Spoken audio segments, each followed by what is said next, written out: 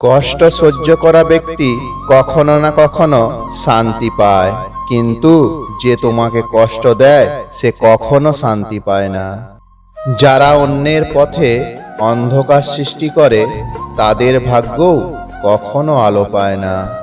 সম্পর্কের বাগানে নিমের মতো একটি গাছ রাখুন, যা তিক্ত শিক্ষা দিলেও ব্যথার মলম হিসেবে কাজ করবে। সময় আর ভাগ্য নিয়ে কখনো অহংকার করা উচিত নয়।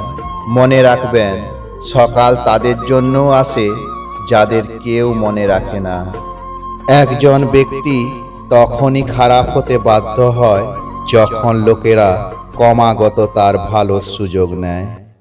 জীবনের প্রতিটি হোঁচট একটাই শিক্ষা দিয়েছে, রাস্তা যাই হোক না কেন শুধু নিজের পায়ের ওপর ভরসা রাখার। নিজের খারাপ সময় এলেও খারাপের দিকে যাবেন না। সব সময় ভালো কাজ করুন, খারাপ সময় ঠিক একদিন কেটে যাবে।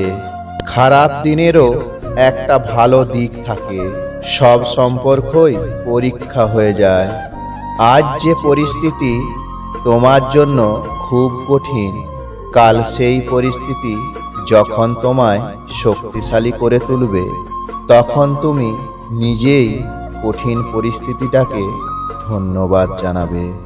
একজন মন্দ লোক কোনো ভালো মানুষকে অপমান করতে পারে, কিন্তু সে নিজে কখনো ভালো মানুষ হতে পারে না।